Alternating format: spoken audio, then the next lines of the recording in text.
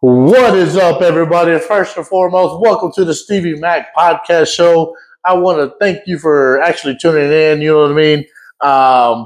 Yeah, I'm new at this. Really don't do it too much. I'm actually camera shy. But yeah, I want to thank you for tuning in. Like I said, I know I'm a nobody, whatever, but this is something that I want to try to get into. Just to share my little story, whatever. I ain't got much, but then again, I might have plenty. But before we even get started, though, if you could please if you don't mind, hit that like button, hit that subscribe button, and hit that notification button as well. Hitting the notification button and subscribing, it'll let you know every time I post something new, some my new content or whatever. But if you could do that for me, I'd very much appreciate it. Also, I want to let you know that it means a whole lot to me that you're actually taking the time to listen to me. Listen to me talk or whatever. You might be driving, you might be at home, you might be bored. Hey, if you could try to get through the whole podcast today, I'd very much appreciate it. And if you do get through the whole thing, leave a comment. Let me know what you think. But if it's negative, don't be a hater. Just hit the like button. You know what I mean? Try to stay positive, whatever. This is something I'm trying to do on my side, on my spare time. Hardly have spare time, whatever. What I'm trying to get in here once a week because I work two jobs right now. But so I'm gonna try to get here at least posting, updating everything once a week. Also, behind the scenes, I have my son Jay. He'll be doing all the editing and telling me what to talk about sometimes. You know what I mean? If you want to introduce yourself, Jay, say hello. The Alright. mic's hot. Say hello. Alright. Say hey, everybody. Yeah, so that's my son. He's 17. Still in high. He's a junior in high school. He's doing this, just doing it for daddy. You know what I mean? So I very much appreciate your son for doing this. He'll be doing all the editing and all that good stuff as well. So if it's messing up, I ain't do it. Oh no, but all BS to the side, man. I really do appreciate you tuning in. Again, please don't fall asleep. I know I'm a boring person. You know what I mean? But I'm gonna get into a little bit, okay, about my family or whatever. Basically, this one right here is just gonna be just a little backstory of me. You know what I mean? So here we go. First and foremost, my name is Stephen McCormick. Born and raised in Chilton, Texas. Was raised there majority of my life, and then I grew up and moved to Waco, Texas, where tried to venture out on my own when I moved out at 18, and then stuff didn't work out and moved back to Chilton, and then stuff went back to my way, and then I moved back to Waco, and then yeah, it was kind of crazy. I wasn't in my right mind. You know, living in the country, you're not around the city folk and all that, and country is just nothing but the country. All you did in Chilton was either play sports or play sports. You know what I mean?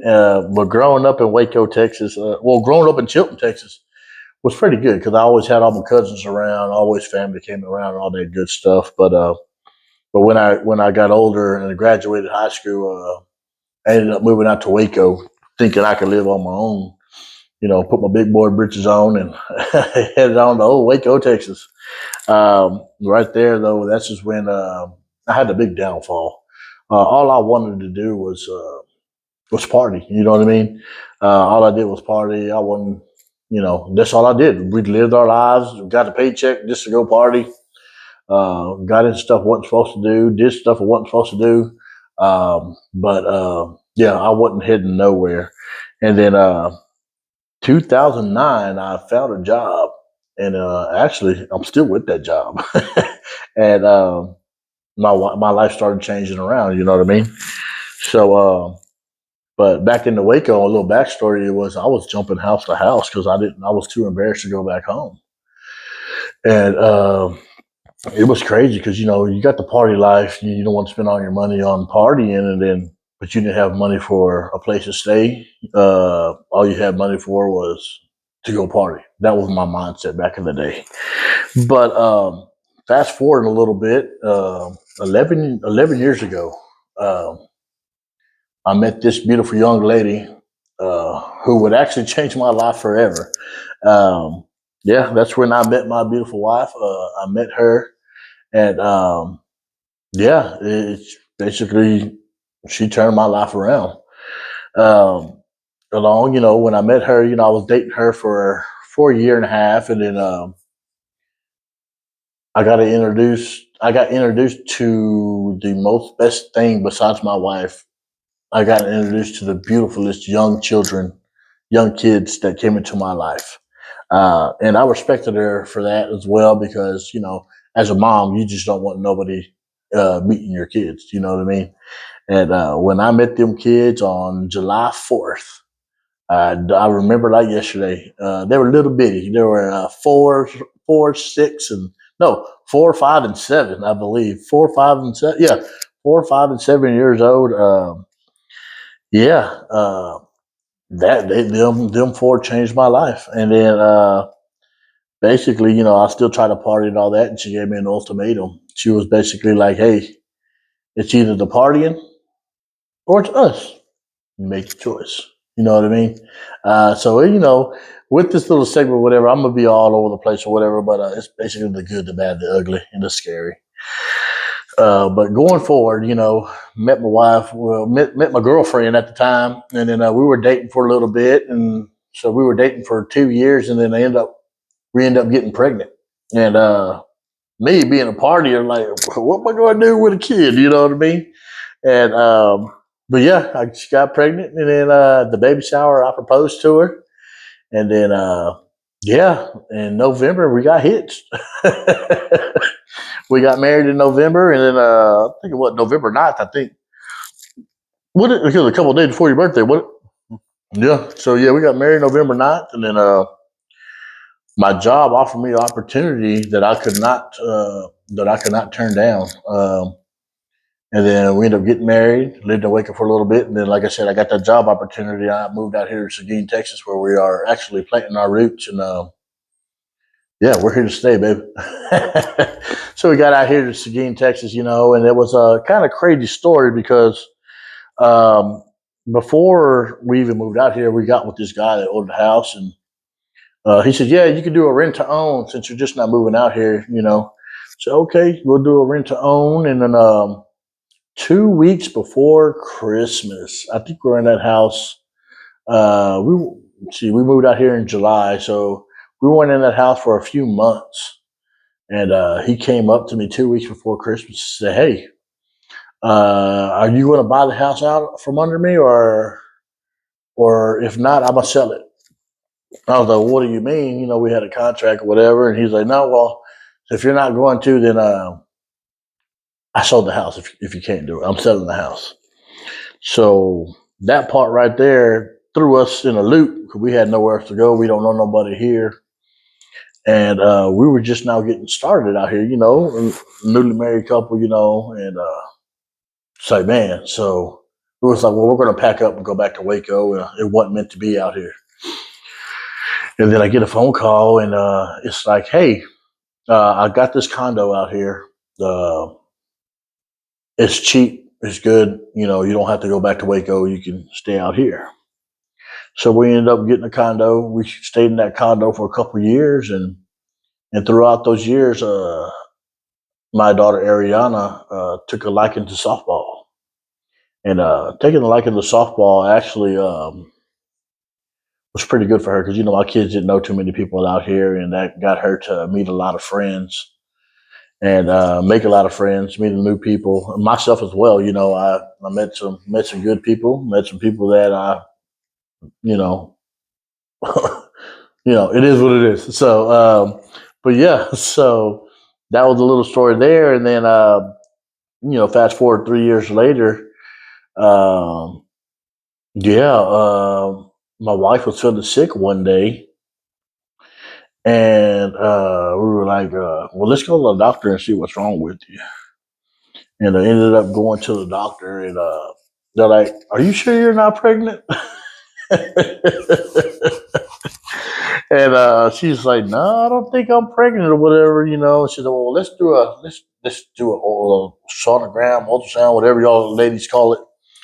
And sure enough, we were pregnant. We were actually 6 months pregnant, 5, 6 months pregnant.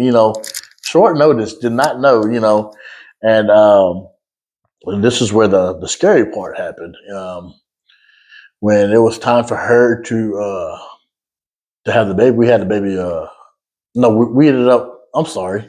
Yeah, we ended up going to the OBGYN to have the regular checkup.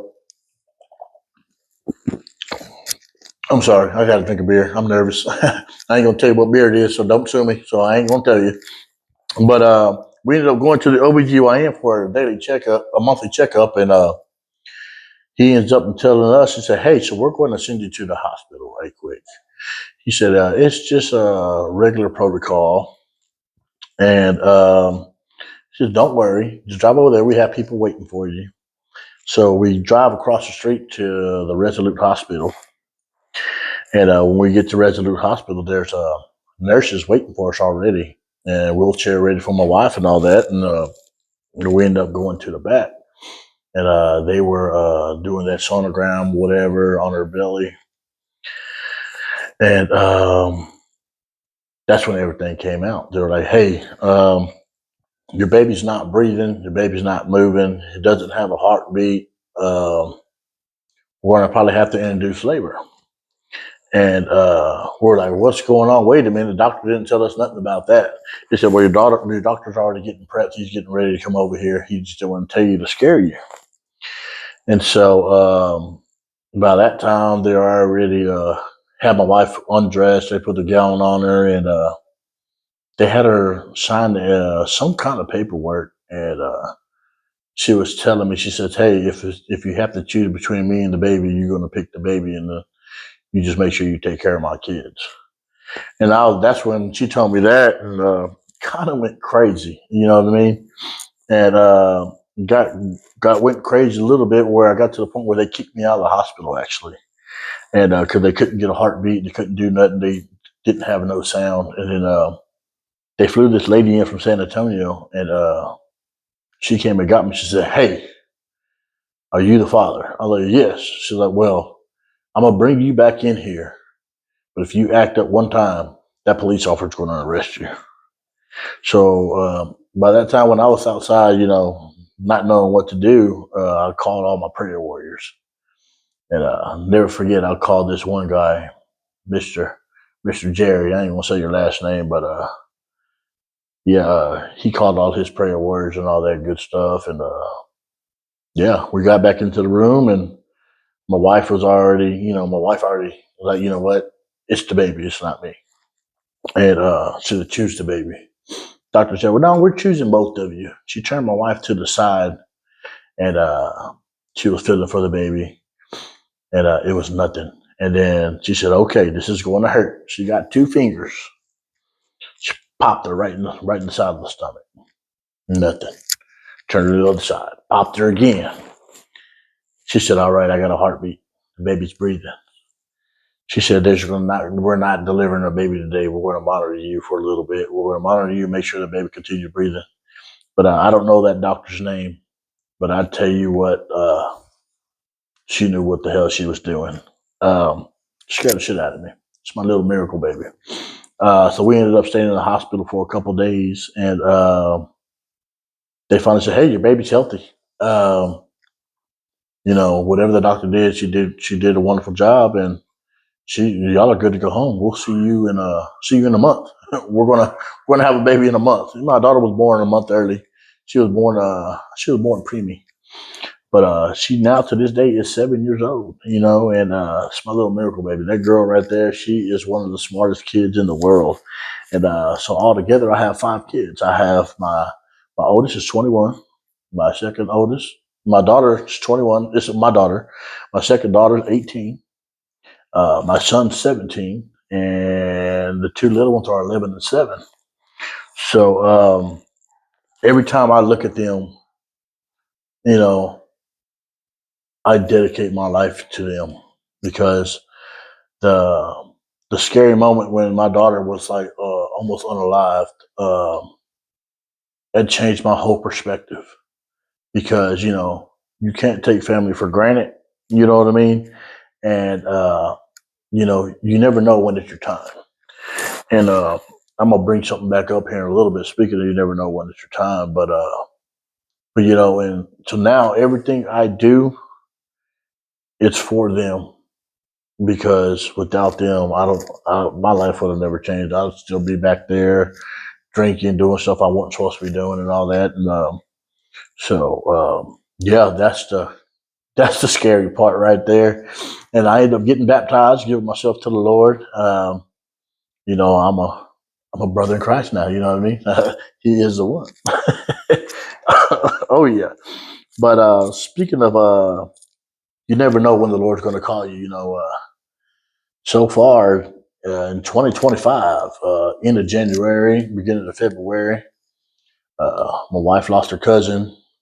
We lost an aunt. One of my best friends lost his wife. Um, my aunt's in a coma, and I just found out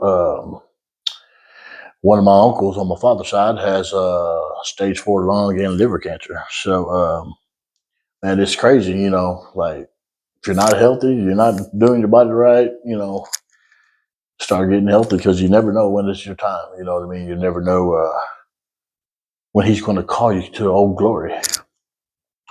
But other than that, guys, now that we are here now, it's told you I was going to be all over the place. But if there's anything you want me to talk about, anything you want to bring up, just let me know. But now that we are in the here and now, we like to fish. You know what I mean? And my son, myself, and my 2 little girls, we done started. We done started. What do you call a little fishing competition? You know what I mean? And last summer, my little boogie, my little 7-year-old, she caught the record last year.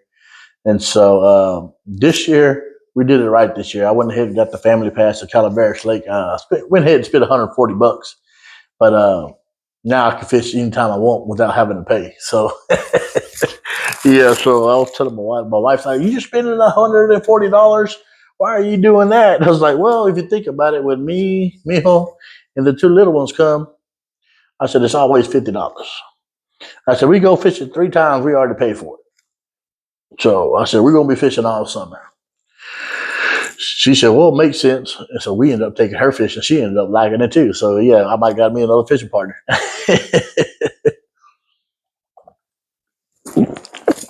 But we're going to get back into that in a little bit.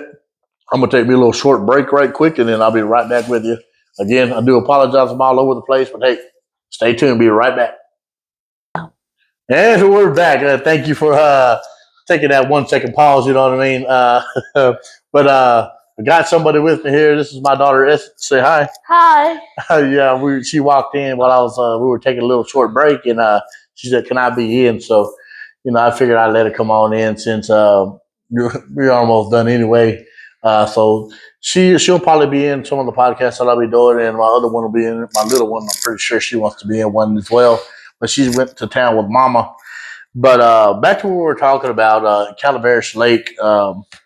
Yeah, so we started a little competition, and like last year, I was telling you, Stephanie, my little boogie, she ended up catching a 22-inch red. You talking about a red in the lake? Yeah, Calaveras, they stocked 550,000 red drum into the lake. How they survive in freshwater, I have no clue. But hey, they give a one hell of a fight. And but only thing about them, they can't breed. And another thing about Calaveras is like when you drive in, there is a humongous sign that says "Do not feed wildlife," and it says "Don't feed alligators." So, what you think about when you first seen that sign that says "Don't feed the alligators"? I was scared because I didn't want to see any alligators. Oh yeah, Yeah. you were scared. Yeah. So everywhere we went, we tried a couple different spots, and everywhere we went, her sister, and myself included, were like, "Hey, make sure you don't see no gators." Hey, they made sure. Hey, you see a gator, you take on running. But we found this one good spot we go to all the time now, and we fished that spot, and then I tell you what, we end up pulling in on land. We end up pulling, I say, good probably 10, 15 every time. We don't keep them unless their legal limit, which is 21 to 26 inches every time. But this last week we went fishing. We didn't catch nothing except for only person who caught something was my wife. She ended up catching a snapping turtle? It was a snapping turtle. Yeah, it was a snapping turtle, and that booger right there, I tell you, it swallowed my hook and my weight. I tell you what, I try to save it. I put my pizzas inside its mouth, and only thing I was able to get out of was my weight, and I kind of felt bad because it swallowed my hook. But yeah, we ended up releasing it. It swam off, so that was the good thing about that one. But so what's going on with you? What's good with you since you come into to the garage? Oh, by the way, yes, we're already in my garage. So if it's a little echo, this is my little man cave. Later on, when I get all my other setups, you'll be able to see all my man cave stuff. I got my Texas Rangers flags, military flags. I'm not in the military, just support them. With the police officer flags, Dallas Cowboys. You see Baylor Bears, Texas Longhorn. I'm a big Baylor Bear fan, somewhat of a Longhorn fan. My son, everybody else likes Texas. I like them too, but I'm more of a Texas Longhorn. I mean, a Baylor Bear fan. Sick 'em. So yeah, what's going on with you, baby girl? Nothing, just much. Nothing Just much. being on my phone with my friend, just talking on Roblox. We were playing a shooting game. I killed her once, but then she kept on defeating me.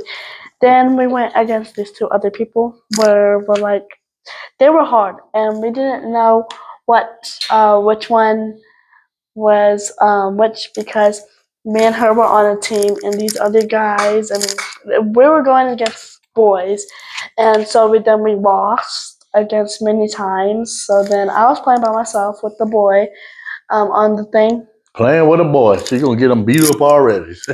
And I pressed restart every time because he would keep on killing me. So I pressed restart too many times. And yeah. So you're playing video games on your phone, huh? yeah. All righty. So yeah, this is my little one. You know what I mean? She's 11 years old.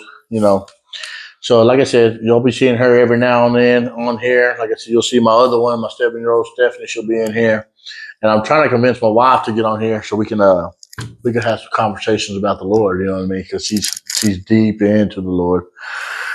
But yeah, going back to life. Excuse me. Fishing and all that good stuff. We have fun with that, and yeah. But I do appreciate everybody coming in. I want to thank everybody first and foremost for tuning in. If you made it this long, I know I'm boring. I know I was all over the place today, but I want to thank you. And if you did make it all the way through, go ahead and leave a comment. Let me know what you thought. Again, if it's negative, I really don't really want to see no negative comments, but it is what it is. But also, if it's still negative, go ahead and hit that like button, and we'll go from there. Again, if you have any feedback or anything, you can also email me at steviemacpodcast@gmail.com. If I need to spell it out for you, it's STEVIEMACSPODCAST. You can give them a little lesson in spelling at gmail.com. But again, thank you for tuning in, and we'll catch you next time, all righty? Take care. Bye.